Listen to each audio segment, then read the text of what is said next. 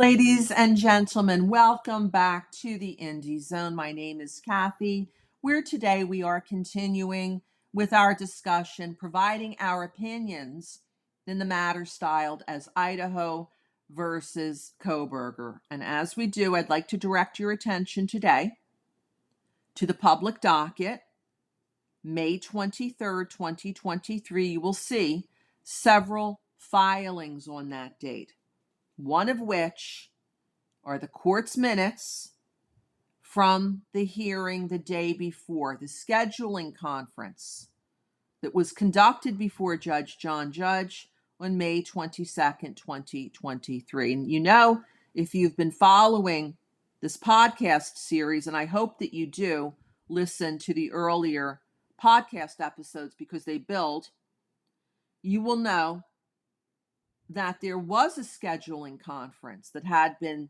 set by Judge Marshall before the indictment was entered by the grand jury. When that happened, Judge Marshall lost jurisdiction effectively over this case, and then it was sent to the district court.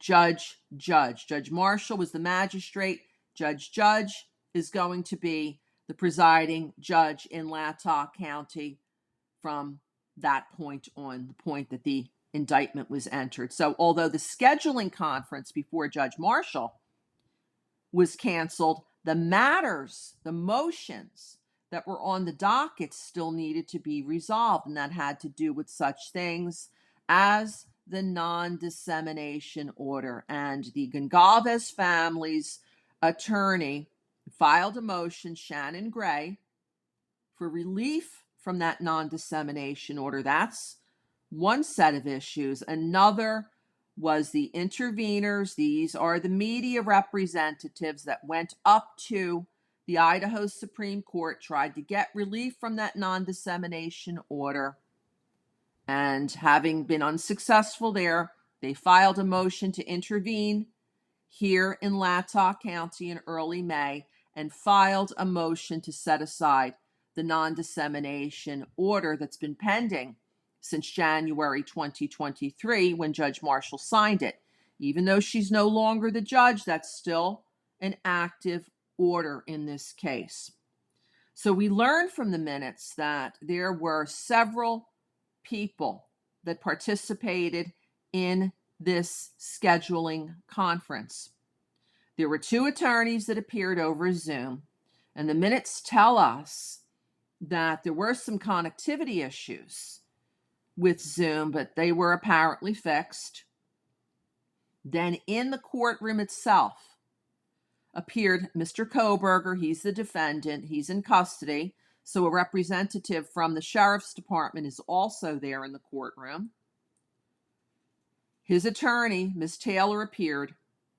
Attorneys for the state of Idaho, one of the assistant attorney generals for Idaho, who was given permission to assist in the prosecution of the case, was present, as was Mr. Thompson, who is the lead prosecuting attorney in Latah County prosecuting this case.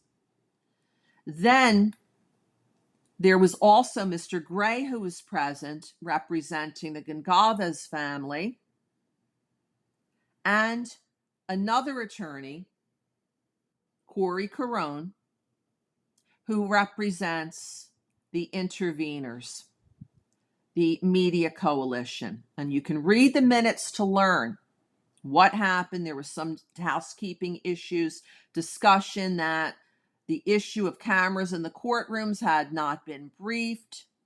There was some discussion about the pending motions. The hearing lasted just over a half hour. And as a result of the scheduling conference, recall, the motions themselves were not entertained. This was a time to set those motions for hearing. So in our next episode, we're going to discuss some of the other documents that appear on the docket for May 23rd, 2023, setting hearings and also addressing discovery. Until our next episode, my name is Kathy. Thank you for joining us here today.